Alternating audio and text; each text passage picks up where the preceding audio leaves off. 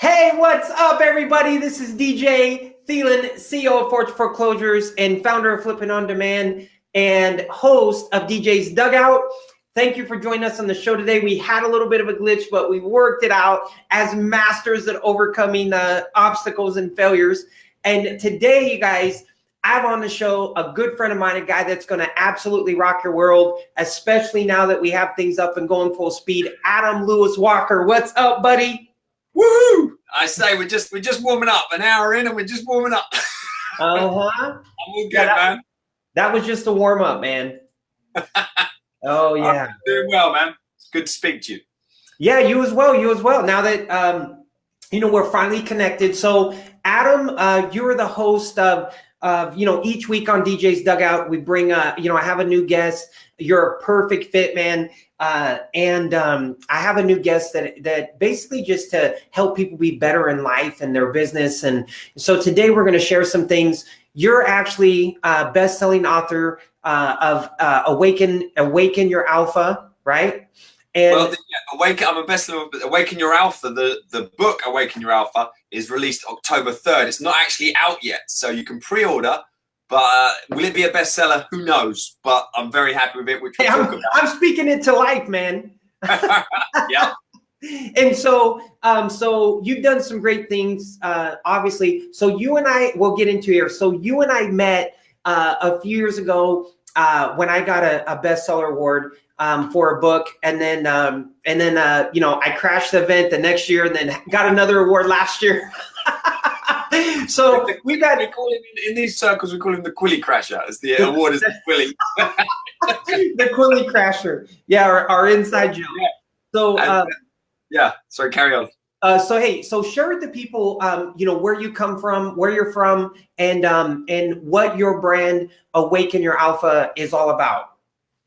Okay, cool. Yeah, so DJ mentioned a sort of best-selling author and how we crossed paths. So I did co-author a book in 2013.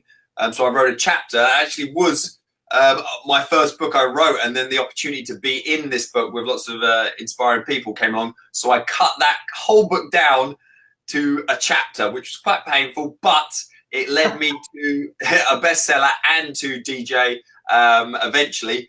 The ideas of the origins of this really we were such a mix of different people in this book, different ages, different nationalities from all over the world. And on paper, it looked like we had nothing in common.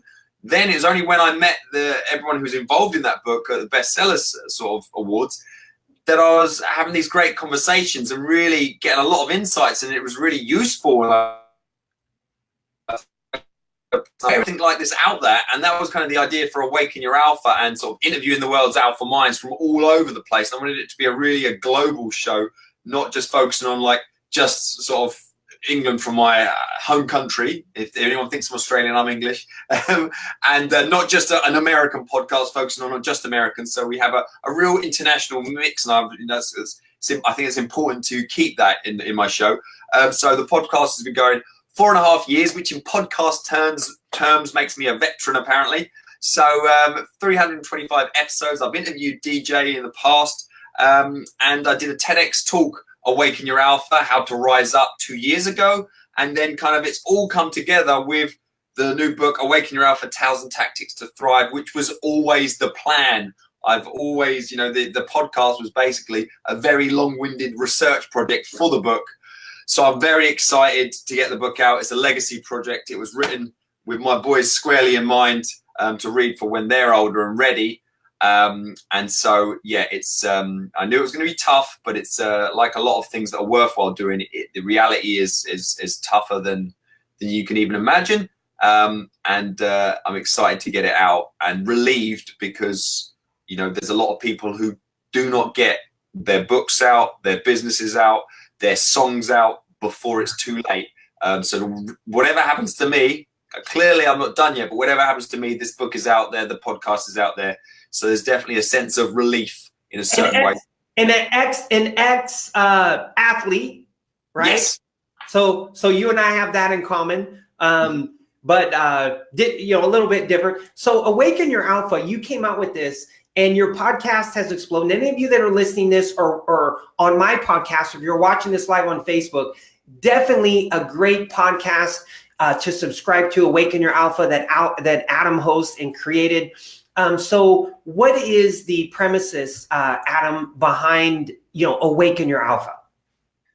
Cool. So Awaken Your Alpha is, again, I broke it down in the TEDx talk. It really comes down to three key phases in Awaken Your Alpha. And again, when it's like phases, it is really a sort of, it's not just 1 step, 2 steps, 3 steps done. It is really as a cyclic nature, like it's a continual thing to do. It's not like, oh yeah, I awakened my alpha last week, I'm good, that's okay. It's a bit like washing, you need to do it every day. And Awaken Your Alpha really is a very personal thing, but it comes down to 3 key phases: awareness, action, and ascension. And in the TEDx talk, if you search on YouTube, Adam Lewis Walker, it will pop up the first thing.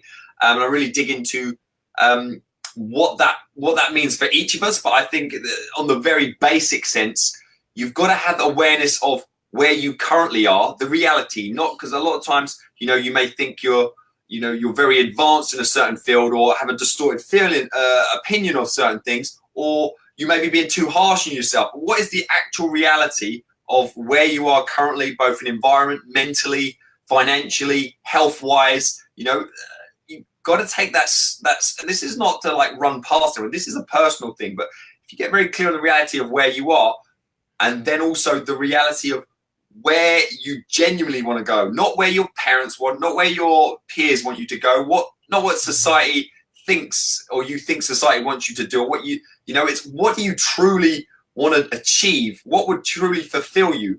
And so that's kind of like your Mount Olympus.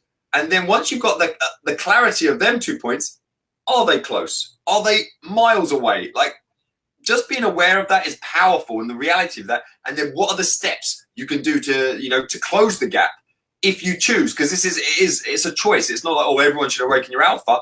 It's not everyone should. It's for those who, that continual improvement, that pursuit of, getting better every day. So that's really what Awaken Your Alpha is, in a nutshell.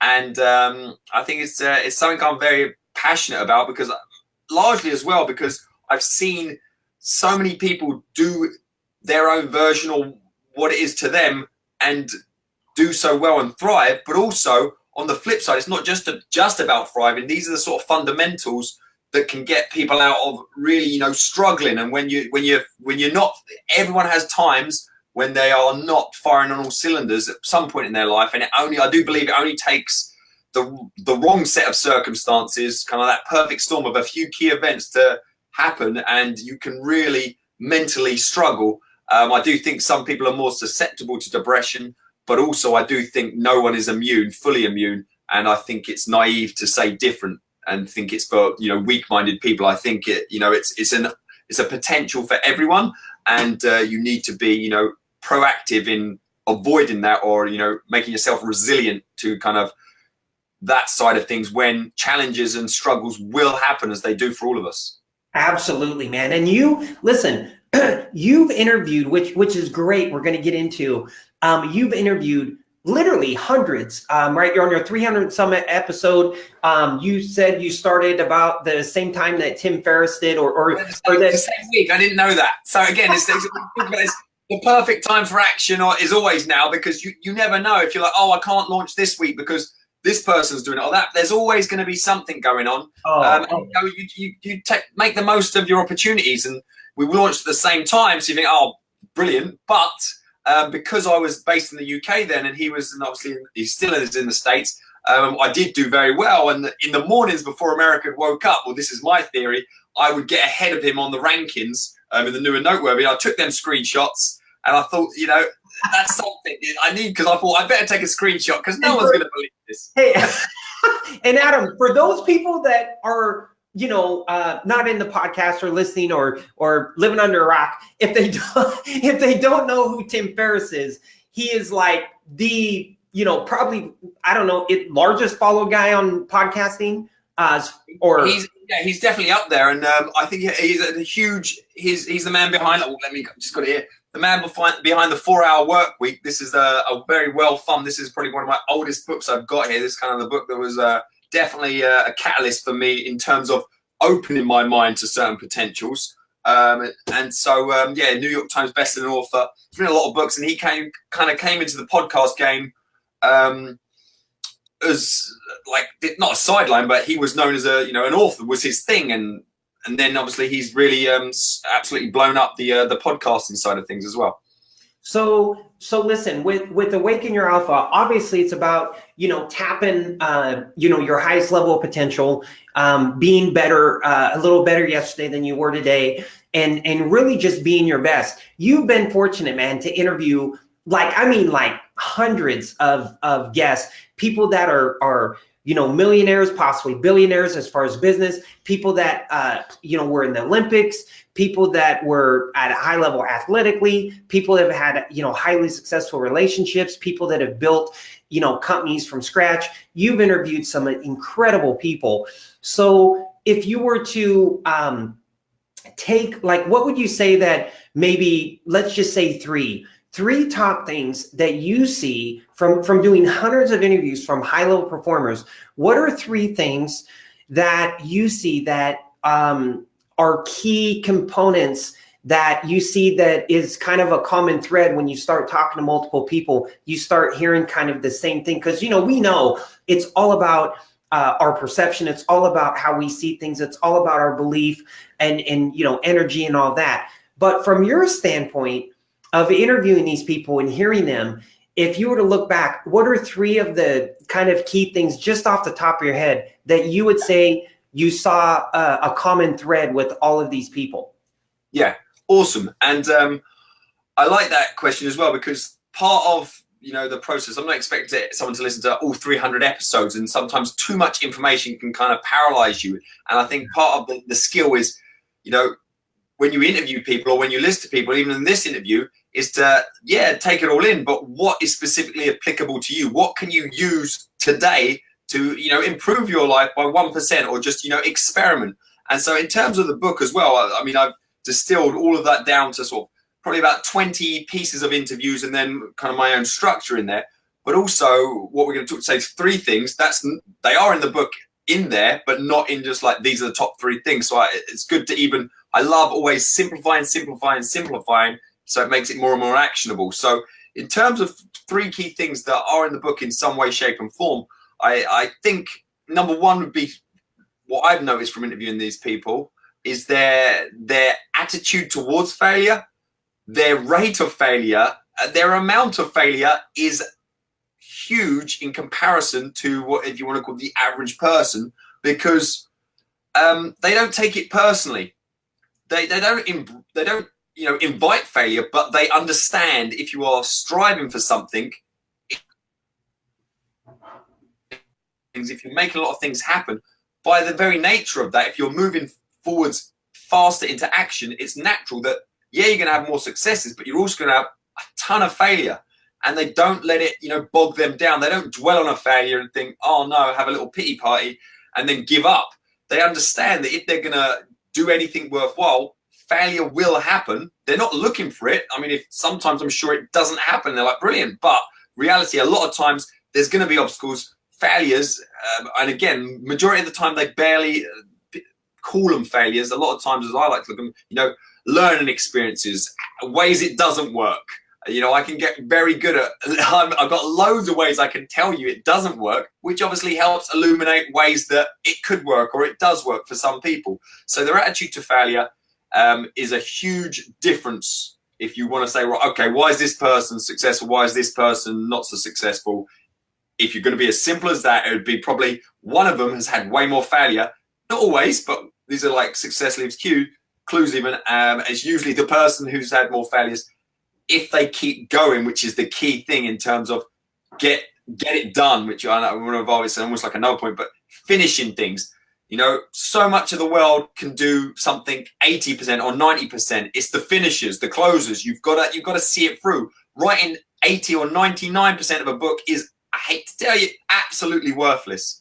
And it's even more painful than somebody who sits in their ass and does nothing, because you're so close. You've got to finish things. So that'd be the first one, failure. Hey, Adam, let me touch on that failure point, because and then I'll let you go to number two, because I think that we grew up in a society where we're taught, say school, right? Where we're taught F's are bad, right? So if we were rated by failures when we were little, man, I would have been stellar, 'cause I got a lot of F's, but especially in math. But we're taught that failure is a bad thing. We're punished for failure. We're you get an F, you're in trouble, you're grounded.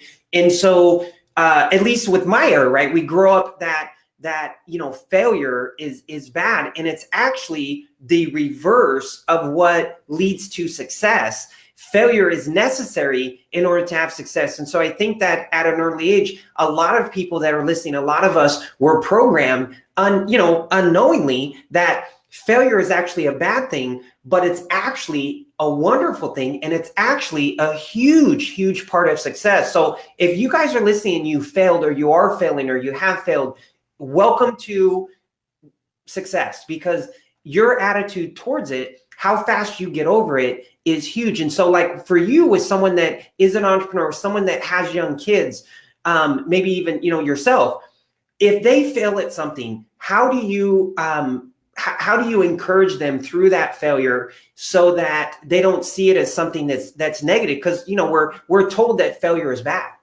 Well, this is part of the problem. And I don't think I fail enough.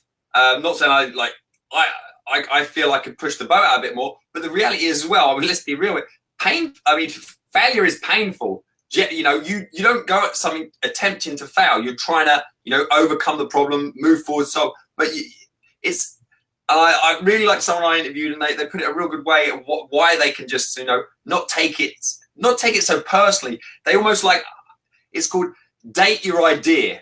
You don't, I like this sort of comparison. You don't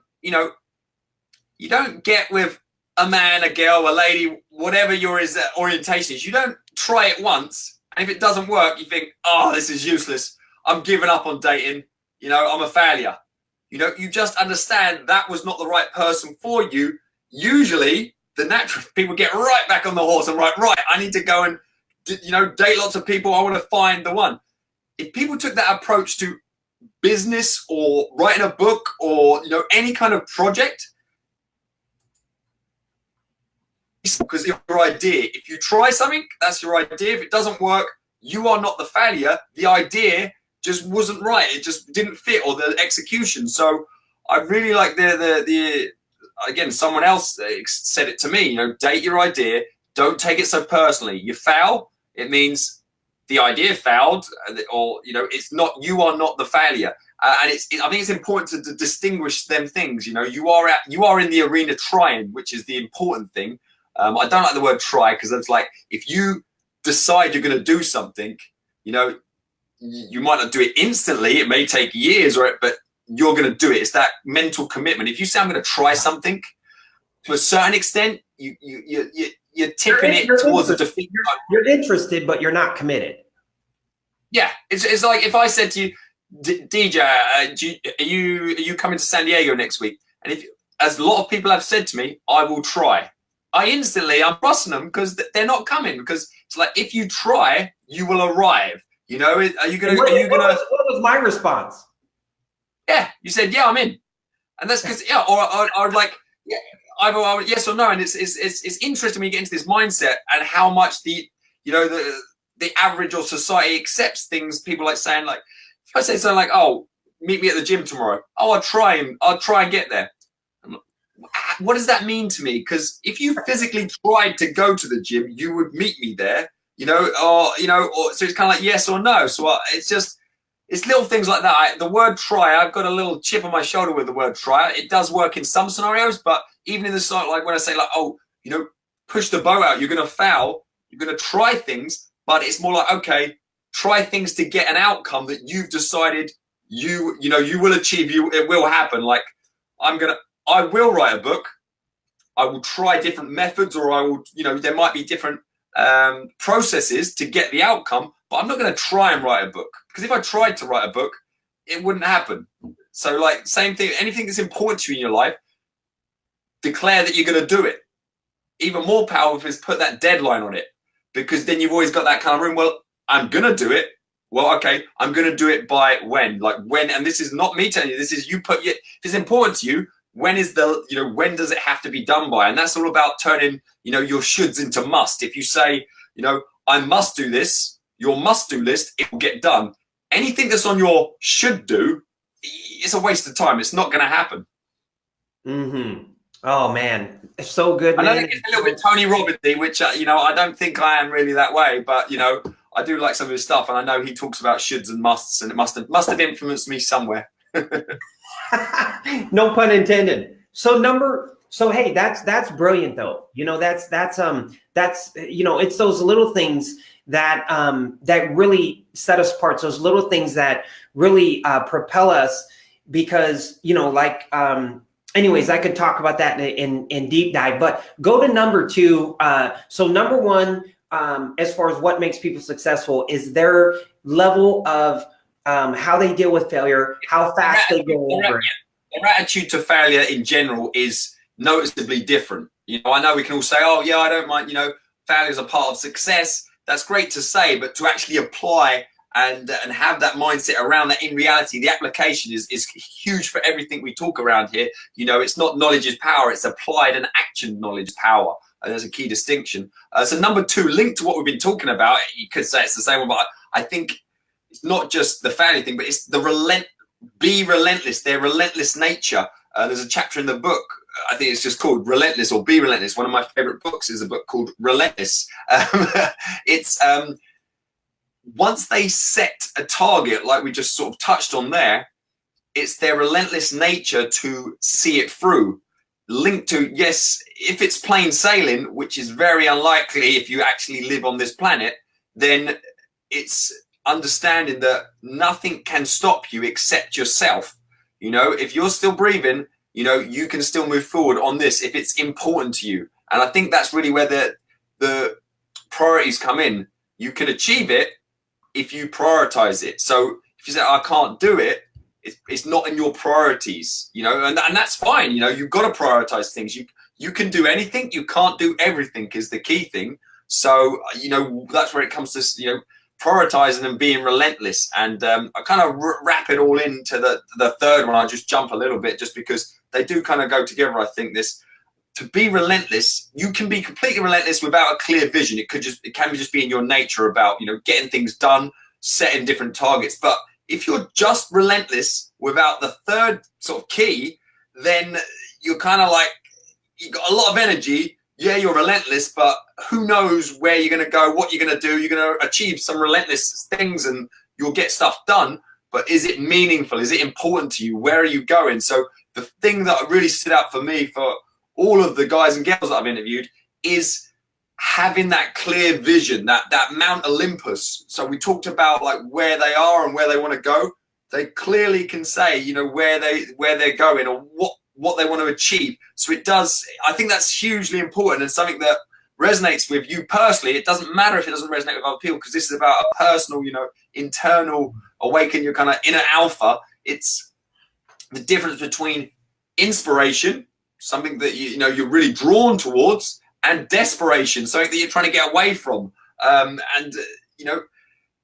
Working in desperation, if you do the same amount of work, but then you're working in inspiration, completely different ballgame, completely different feeling. One will absolutely drain you and you'll feel like you're getting overworked and just cannot maintain. Inspiration, it's surprising what you can do because you're passionate about it and you're compelled to go that direction. So I think it's important. Once you set your Mount Olympus, just make sure every step, no matter big or small, is in that direction. And that's hard to do when you don't really know where you're going.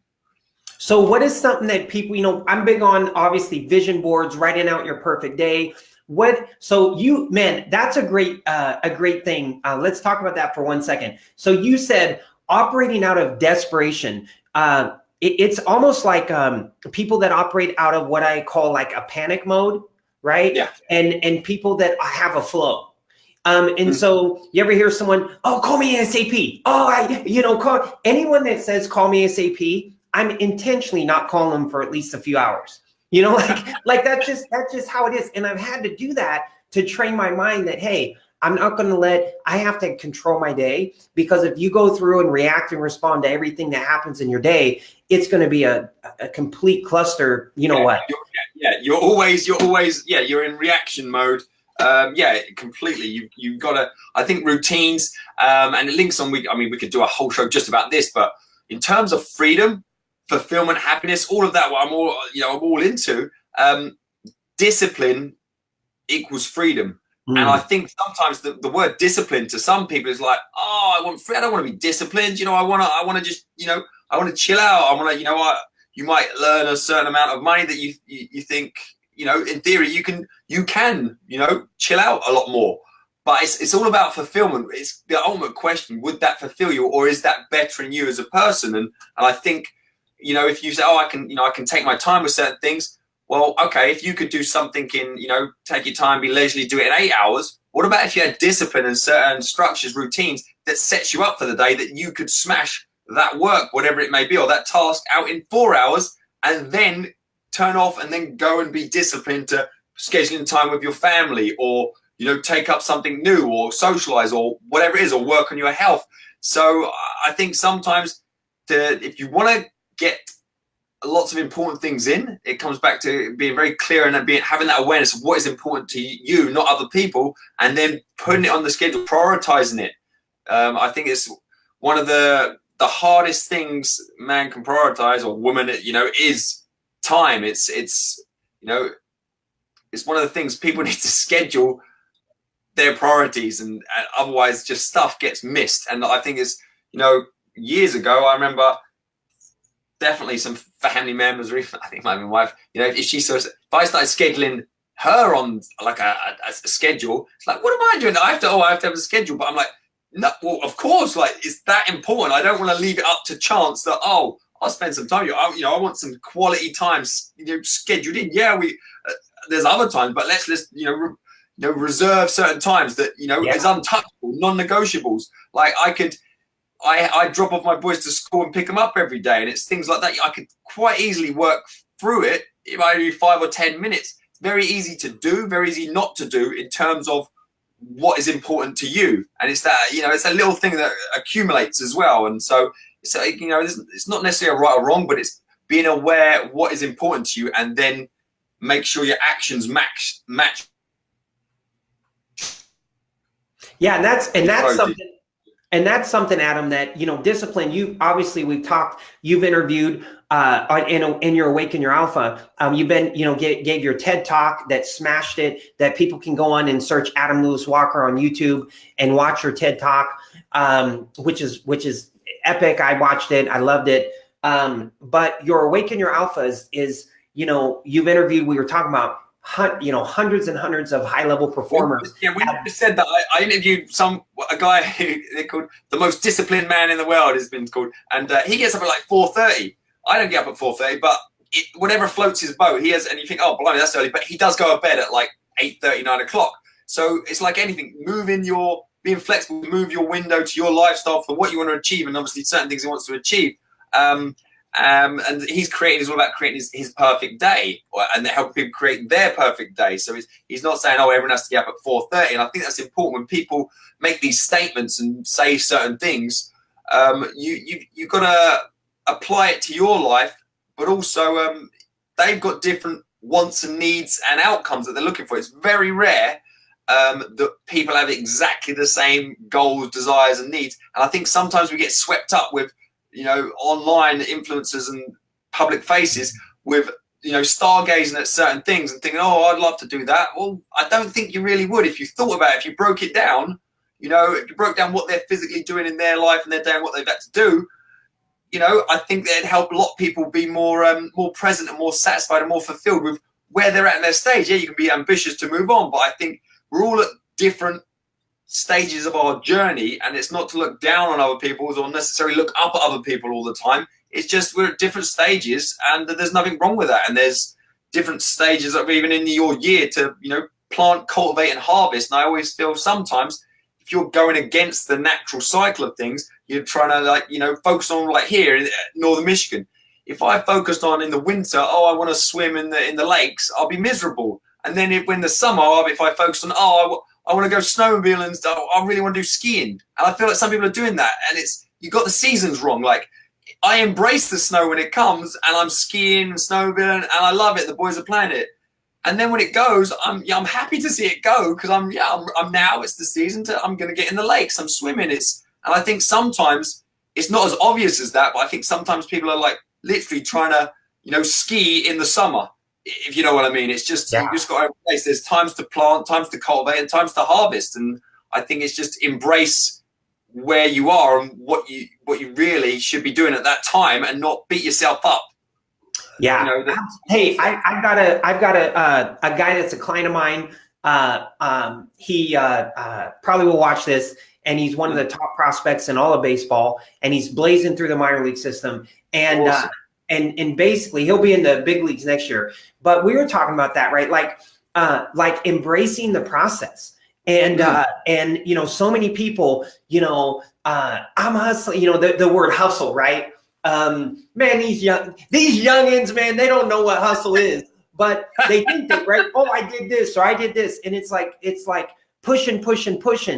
And really it's more of a flow, and having, understanding that it's going to be a process. Like people say, well, sometimes I talk about this before, screw patience, I make shit happen. And it's like, well, cool, but how's that working for you? You know what I mean? And it's like, yeah, you want to work hard. Yes, you want to put the time in, but understanding at that time as well that you're going towards your vision. You're going towards, hopefully you have a vision board or your perfect day or something that you're drawing towards, but understanding, okay, this is a process, right? And just like working through the minor leagues in baseball or whatever it is, understanding, hey, yeah, I'm going to be in the big leagues. Yeah, I'm going to be in the major leagues, but I'm going to enjoy the process and learn and grow as I'm shooting, towards that.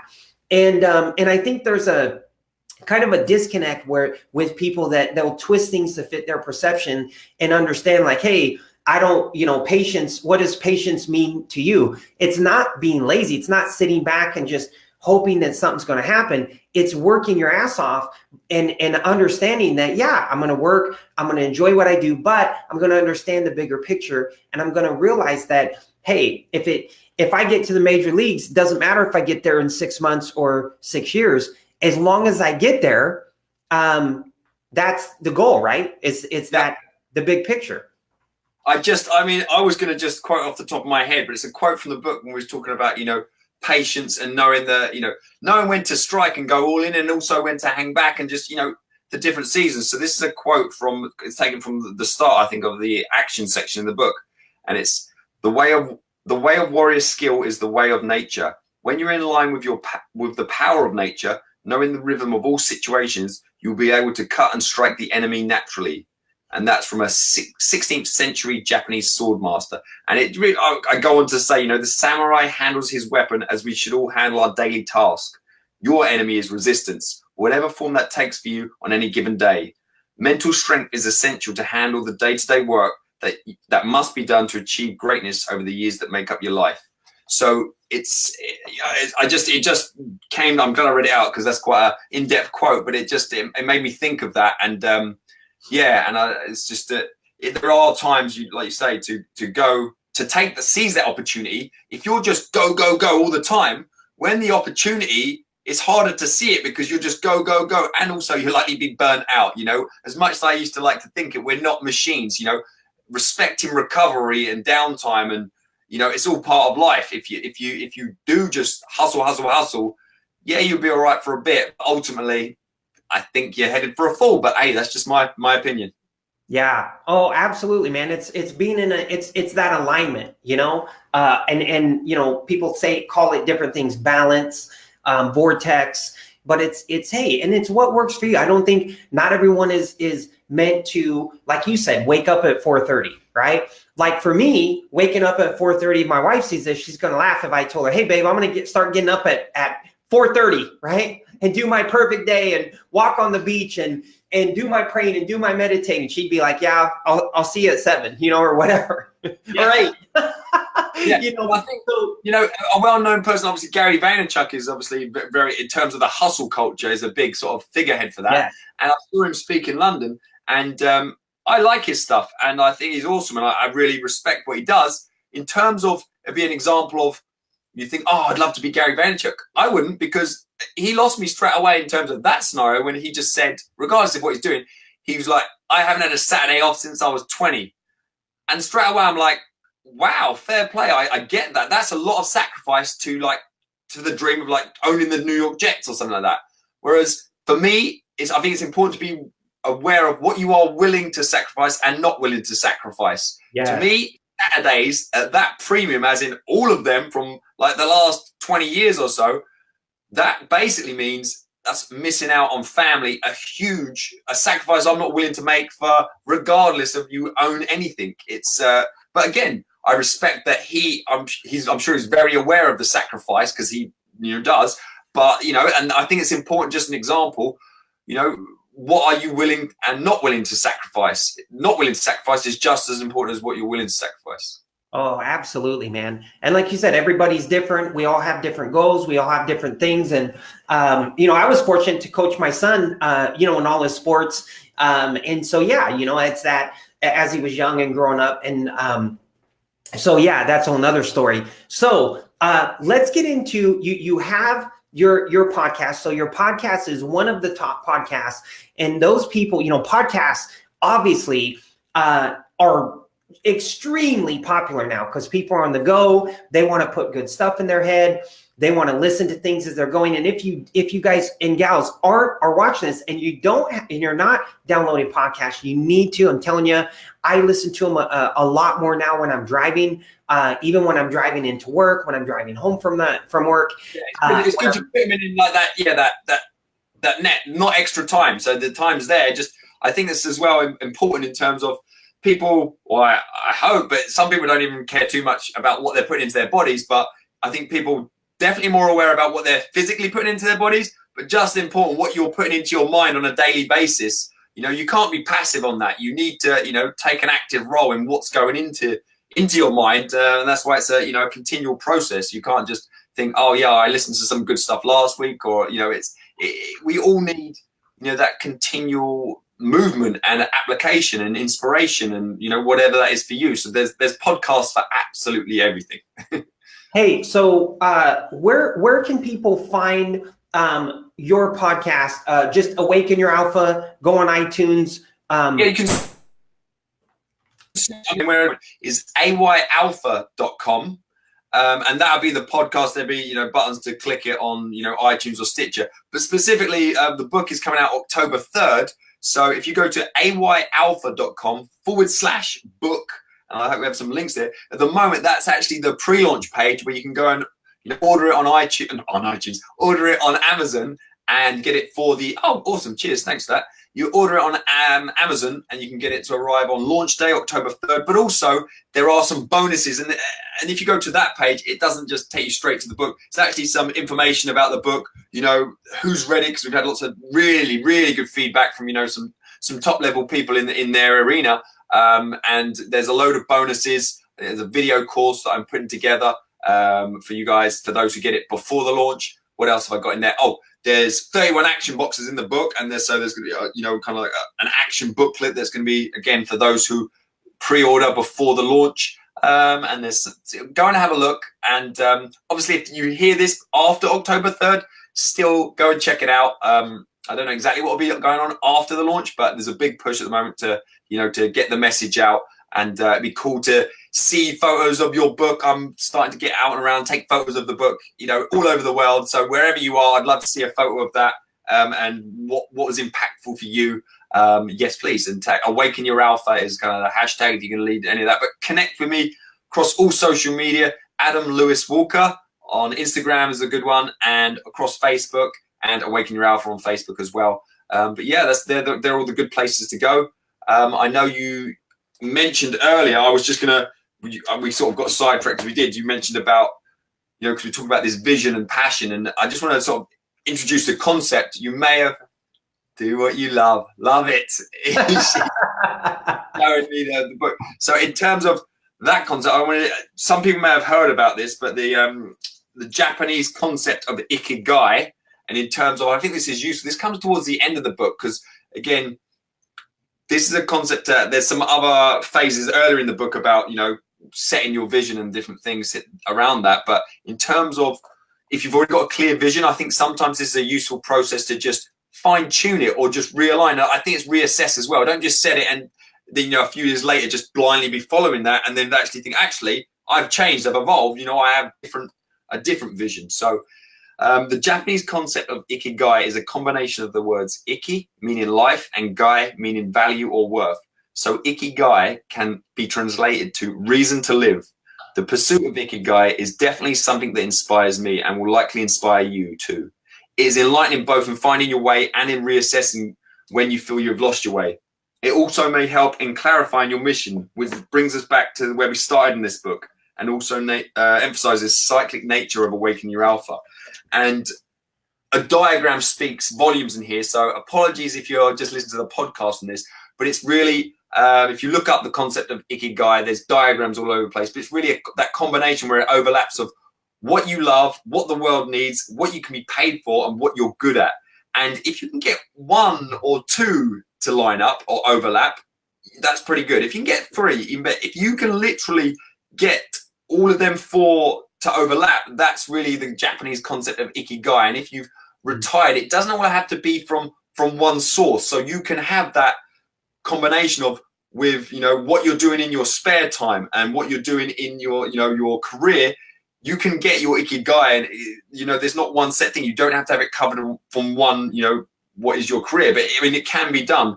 And I think going through and playing around with the exercise in the book around that, kind of just playing around with putting what it is you're good at and what the world needs and what you're passionate about and what overlaps. It's very interesting to even put in what you're currently doing or what you want to do in this diagram. So, I mean, in terms of, I thought it's like a little bit more concrete than you just say, oh, just go after your vision. Because, you know, sometimes that's the issue is it's hard to clarify what that is. And I think sometimes being clear on what you don't want also helps illuminate what you do want. So there's, you know, there's different ways for everyone.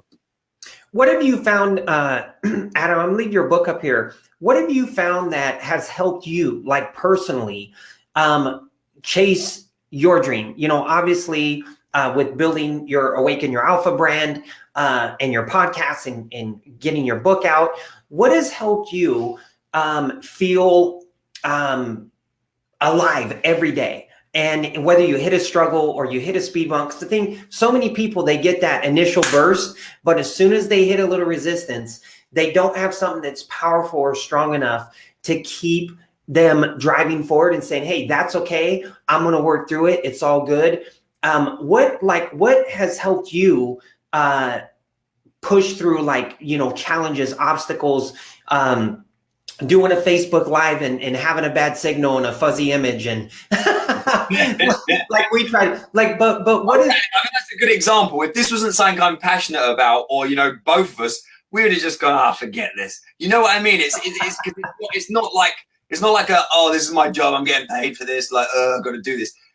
That's, you know, there's only certain things you will, you know, get up for early, and I think that's important. I mean, but if we're looking at specific tactics and different things, I mean, this is not a tactic, but I do think as well, becoming a father or a mother is a game changer. I definitely think there was a definite shift there, but that was like 8 years ago. So more in recent times, I think it is that long-term vision as well, and just getting getting feeling like you're getting, whether it's a huge leap or just a step, that momentum keeps you going. I feel like it's when you know, the only time you should be like still stagnant is death, basically. You know, and I don't just mean physically, mentally, you've got to be, you know, growing. It's all about growth, whatever that means to you.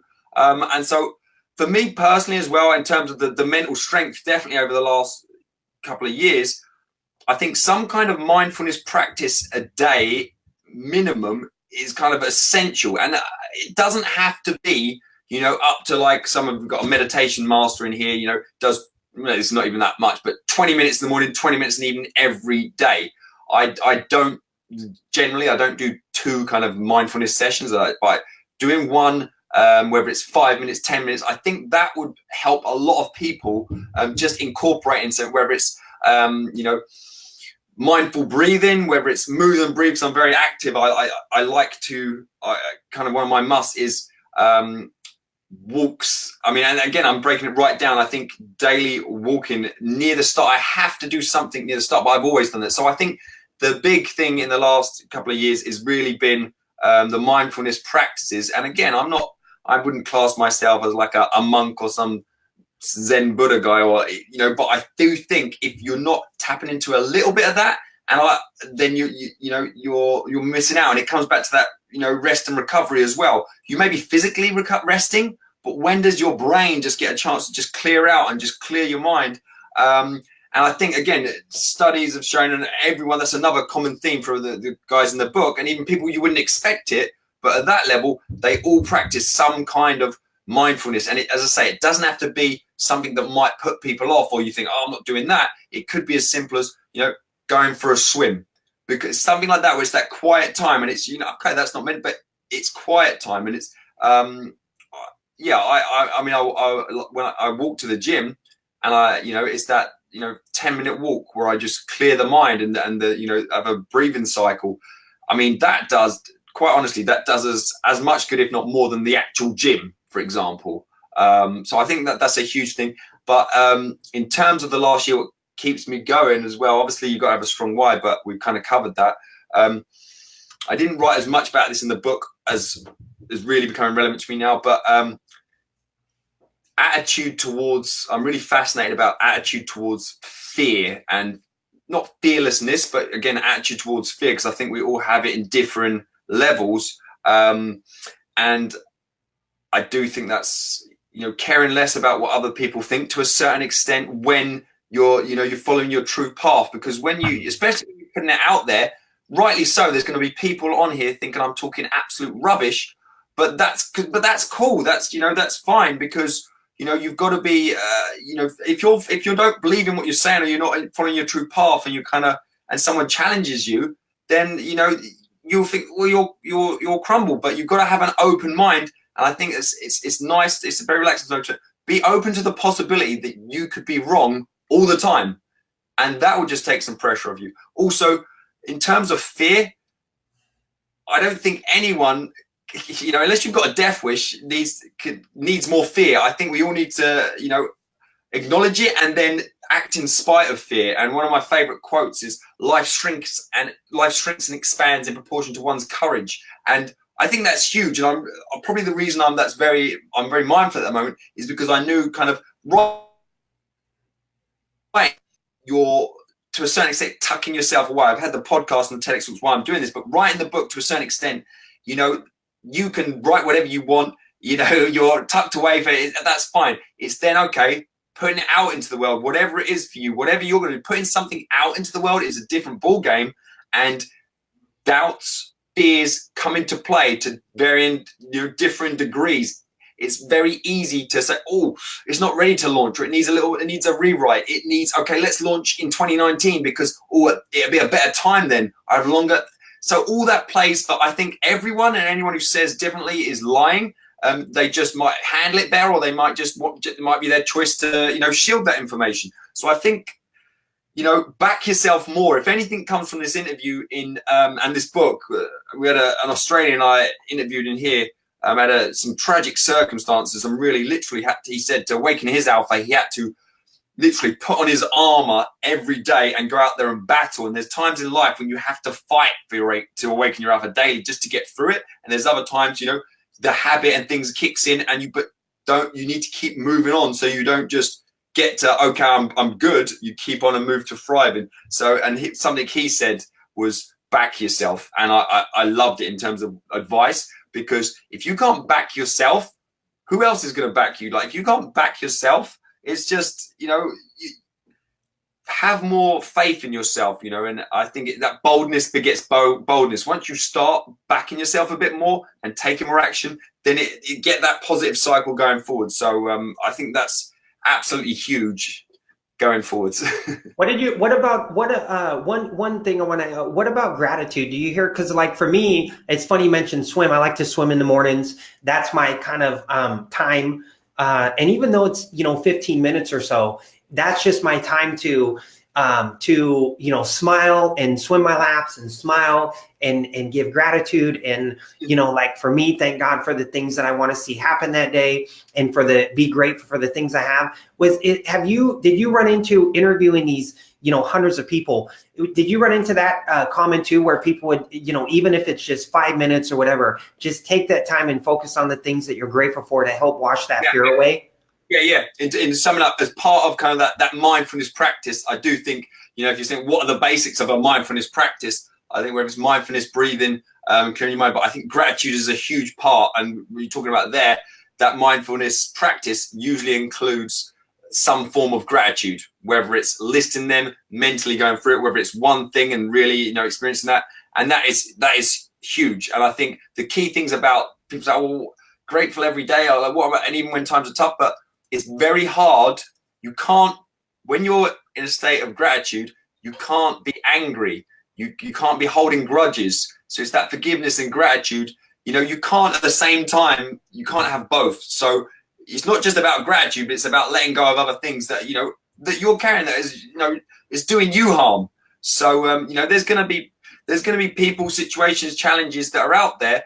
You know, it's control the controllables, like in terms of you can't, and you shouldn't want to control other people in that nature. You know, it's their free will. If they choose to behave in a certain way, that's on them. That's not on you. And I think it's important to be grateful for specific things, not just, you know, wishy-washy, but actually, you know, mean it. Don't just go through the motions of that and of the motions of life. We're not here to, you know, this is to have a little warm-up. This is it. So I think as well, we took asking what I think is really important. It comes with the mindfulness, being present every day. I'm very, in a healthy way, I believe, very aware of my mortality. And I talk about that in the book. And I think that's a powerful thing. And I remember when I started the book, for example, take 20, whatever age these guys are in the book, 20 guys. And I think I remember saying to my wife, you know, because I was very aware of mortality and I was almost not paranoid, but I had that urgency that I believe everyone should have, not rushing things, but to get stuff done, because no one knows. And I'm sure we've all had experiences where someone has gone where we feel it's far too early or before their time. And it happens all the time. And one of out of them 20 guys, I said, you know, statistically, someone before the book, if you talk about like an 18-month cycle or even a year, someone in this book statistically, or probably a few, are not going to be here by the time it comes out. And I said it, and like you hear stats out there, and it doesn't have as much of an impact until the guy who's actually the first, almost near the first chapter, talking about mission. I spoke to him again, and he was a bomb disposal expert, and so he'd had, you know, a crazy, you know, dangerous life, and really made an impact, and he got out of that, and now he was, you know, really a light and having an impact. And he was 28 years old, and he's never going to get to read this. You know, he just unexpectedly passed away out of the blue. You know, fit as a fiddle. He was, you know, an elite deep sea diver. So stuff like that, and that's, I mean, and he knew it was in the book. Thank goodness. And I spoke to him again outside of the interview. But, you know, I think about the impact of those around you when something like that happens. And I knew him as a friend only for probably 6 months to 8 months. And he had a big impact on my life. I think about the impact we're all having on people around us, positive or negative. We're all having an impact. So we need to be aware of that and choose what impact it is. And I as I say, I take it in a positive way that, you know, this could be our last day today. And I think being mindful of that helps you just focus on the present and making sure I think a good question around this is every day, what could I do today to make today great? Even if you've had your bad day or a day that was not great, what can I do today to make this day great? Even if it means 90% of your day was, this was a challenging day. The day's not over. What can you do? What one thing can you do today? Whether that is a walk along the beach, whether it is playing with your kids for an hour, whether it is doing something and not saying, I'll do that tomorrow or the weekend. Don't live for the weekend. I mean, I think it's focusing on the day and specific days, each day you've got, because that's all you've ever got, I think that's a huge kind of insight from people I've worked with to fulfillment.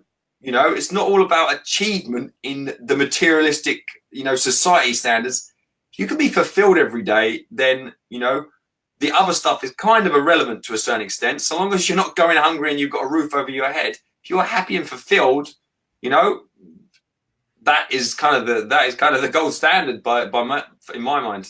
Hey man, 100%. You know, and it's interesting you say that. Three of my very best friend, my best friend from 1st to 5th grade, my best friend from 6th grade to through high school, and then my locker mate, my senior year, all, you know, same age, relatively, all within the last 8 months died from various things.